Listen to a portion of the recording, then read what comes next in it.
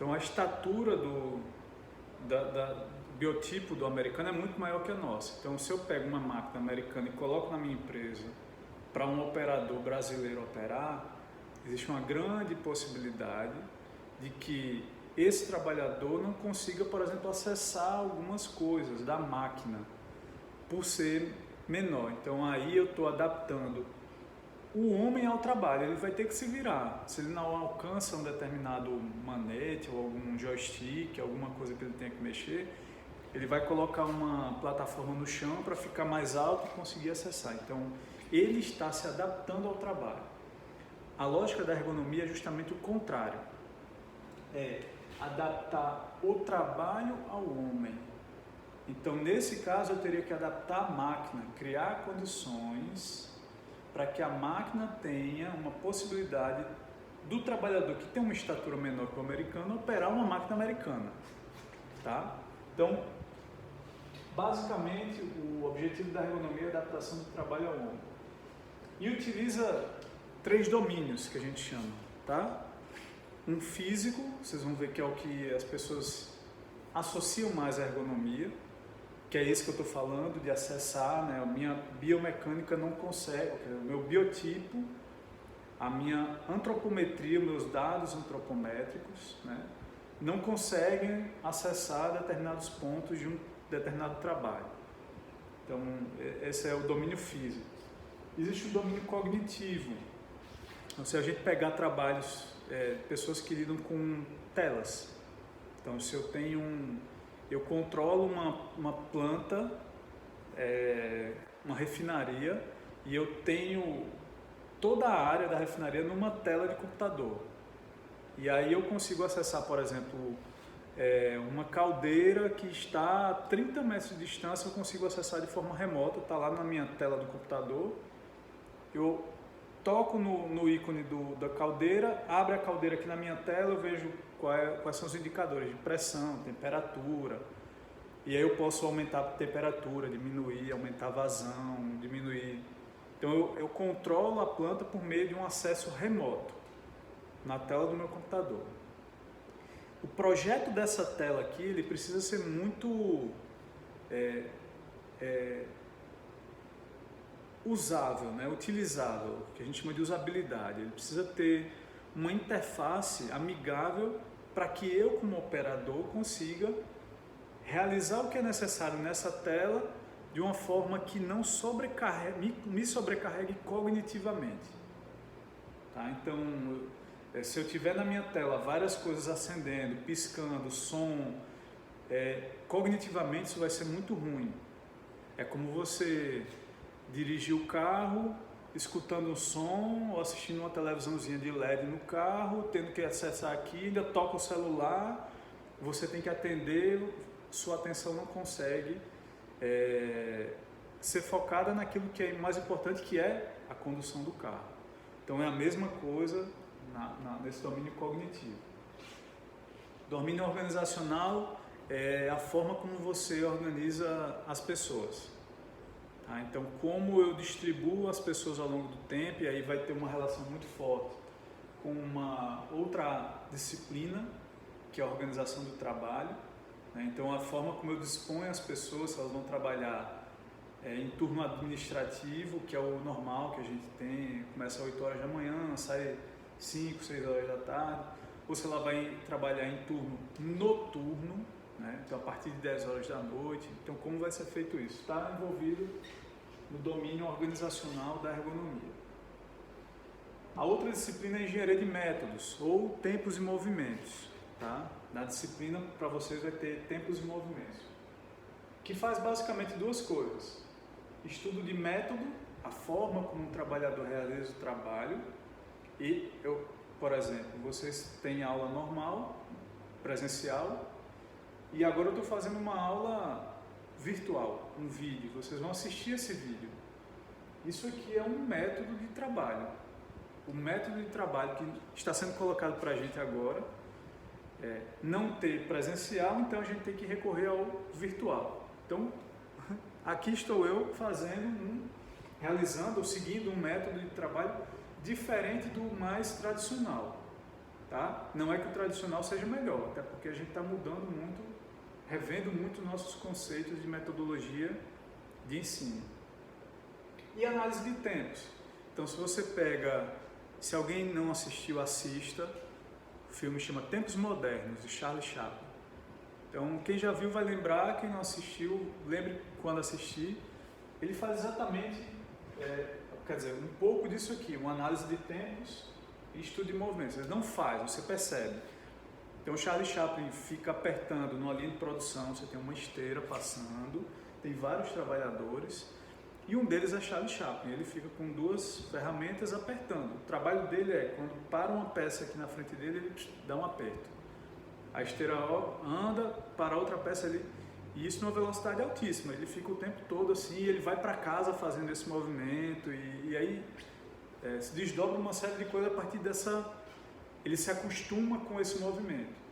Tá? Então aqui você tem estudo de métodos e análise de tempos, né? O filme de Charlie Chaplin é um ícone disso aí.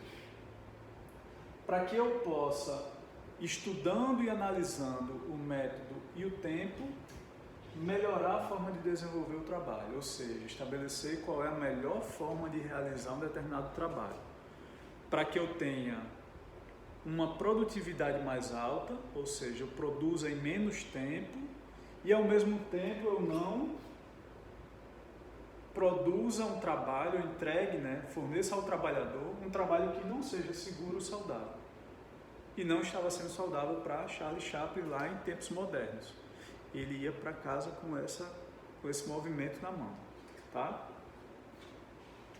A outra disciplina é a organização do trabalho. Então, organização do trabalho estuda regras e padrões de ordenamento do trabalho. Então, a gente tem uma forte relação com o domínio organizacional da ergonomia. Pontos que são estudados dentro da organização do trabalho. Então, se eu estou falando em analisar o fator humano, se a engenharia do trabalho estuda o fator humano, eu tenho que estabelecer as melhores formas de hierarquia, de turnos, de equipes. Então, hoje em dia, o departamento de engenharia de produção é dividido, como todos os outros, em conjunto de professores. Então, aqui na UFPB a gente tem uma divisão departamental. Então, você tem o centro de tecnologia, departamentos aqui embaixo. Dentro dos departamentos você tem professores. Vocês têm aula com o departamento de matemática. Então, cálculo 1, cálculo 2, por aí vai. São professores que estão lotados dentro do departamento de matemática. Departamento de física. Então, lá, física 1, 2, são disciplinas dadas por professores do departamento de física. Em alguns lugares, isso é diferente. Então, você tem, por exemplo, institutos. Você vai ter lá Escola de Engenharia de São Carlos, da USP. A USP em São Carlos, no interior de São Paulo, a USP, todo mundo conhece, tem uma Escola de Engenharia de São Carlos. Lá não tem divisão de departamentos. Todos os professores estão dentro dessa escola. Então, lá você vai ter, dentro da escola, professores de física, de cálculo, das disciplinas de produção. Então, você vai ter professores de segurança do trabalho, de ergonomia, de engenharia de métodos, organização do trabalho, para os cursos de produção. Vai ter todos os professores dentro da escola de engenharia. É uma organização de equipe diferente, que acaba levando também para uma hierarquia diferente. Aqui o meu chefe imediato é o chefe de departamento. Hoje em dia é o professor Marcelo. Talvez ele tenha trabalhado engenharia de produto com vocês. Na escola de engenharia lá da USP, não. Você tem um diretor que ele coordena todos os professores da escola de engenharia. Então, a organização do trabalho é uma outra disciplina que vocês vão estudar também, tá?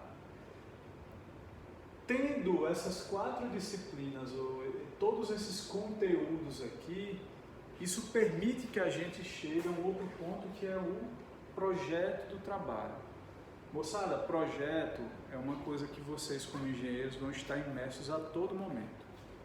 não só na parte de trabalho, tá? Então, projeto de produto, projeto de fábrica, projeto da cadeia logística, de distribuição, tudo isso são projetos, né? E vocês vão lidar muito com a parte de justificativa de projeto, vender o projeto para a empresa. E a empresa aceitar a tua ideia e comprar, assinar o cheque para você desenvolver isso dentro da empresa.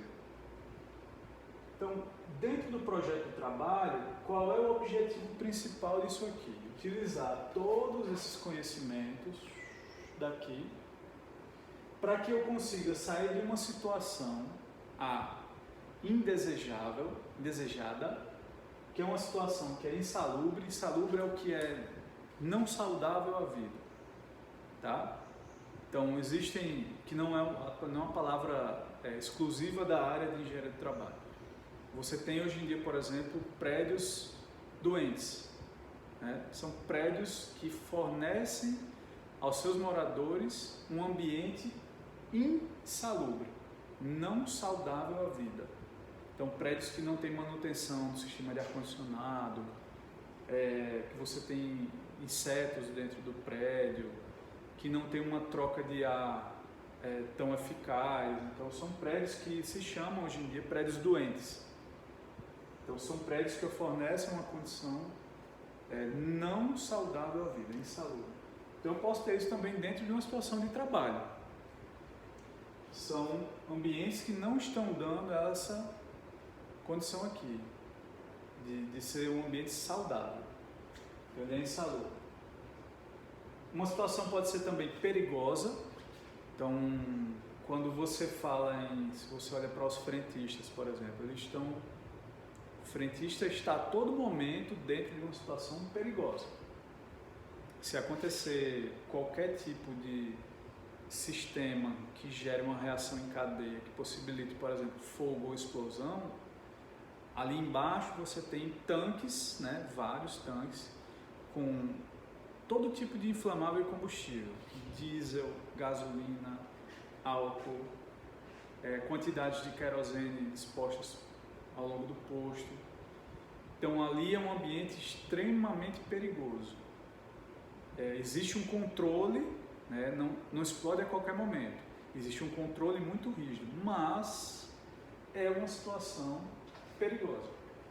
Então o projeto nessas situações perigosas é justamente para tentar mitigar ou eliminar os riscos, que é uma das condições da segurança do trabalho, tá? E uma atividade pode ser penosa. Então, quem é aí de Pernambuco, Alagoas, conhece um pouco dessa situação, que é a dos cortadores de cana, né? Então, quem já viu o trabalho de um cortador de cana, quem não viu pode procurar. Existe um documentário que chama, acho que é Migrantes, mas vocês podem procurar aí na internet, tem várias coisas vídeos sobre trabalhadores do corte de cana. O trabalho deles é um absurdo, é uma coisa extremamente, literalmente penosa, é penoso, né? Então é uma coisa que eles realizam, né? Muitos deles porque tem uma condição de vida do campo, então tem uma condição maior de suportar mais as cargas, principalmente físicas, mas é desgastante demais ficar ao sol o tempo todo, ficar cortando aquela cana, carregar durante o dia toneladas de cana, porque eles ganham por produtividade, então quanto mais eles cortam e carregam, melhor. Então é uma atividade penosa. Então o projeto do trabalho visa sair dessa situação e chegar numa situação B, onde eu tenha um trabalho seguro e saudável. Ou seja, o trabalho adaptado ao trabalhador e, principalmente, eu mantenho a produtividade da empresa, ou até melhoro. Tá? Então, isso aqui não pode ser esquecido. Tá? A gente tem que pensar na melhoria do trabalho, mas eu tenho que manter a produtividade, né? Ou até melhorar a produtividade da empresa. Isso não pode ser esquecido. Não dá para ser romântico e achar que a gente vai estudando tudo isso aqui, eu vou chegar e vou propor soluções,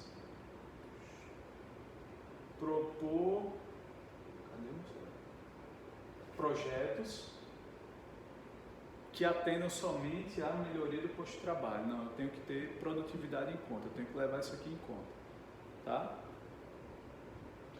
Como eu faço isso? Como eu saio de uma situação A para uma situação B? Aí é uma diferença que a engenharia de produção noturna já tem esse caminho aqui mais claro, por meio de disciplinas.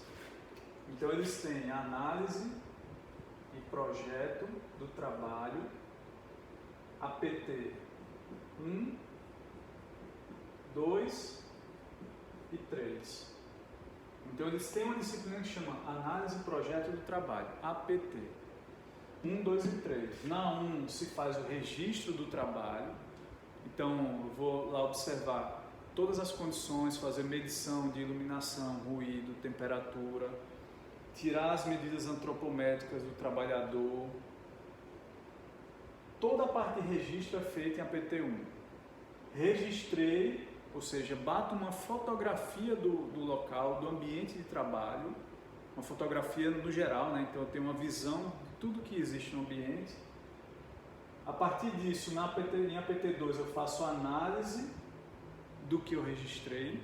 Então registrei na 1, na 2, em APT2 eu analiso os dados que eu registrei e em APT3 eu monto efetivamente o projeto do trabalho. Quais são as melhorias que eu vou propor para sair dessa condição e chegar nessa condição aqui. Tá? Então é isso que faz o projeto do trabalho. Dentro do novo PPC, as duas engenharias de produção plena e produção mecânica vão ter a mesma estrutura de engenharia do trabalho. Então, a PT vai passar a existir para vocês também, engenharia de produção mecânica, e na verdade ela não vai ser mais 3 disciplinas, vai ser uma só, com 4 créditos, um pouco maior, porque aqui a gente tem uma com 2 e 2 créditos, a gente vai ter uma só com 4 créditos, que vocês fazem registro, análise e projeto dentro do mesmo semestre. Isso vai valer para os 2 cursos, tá? Quando vier o novo PPC.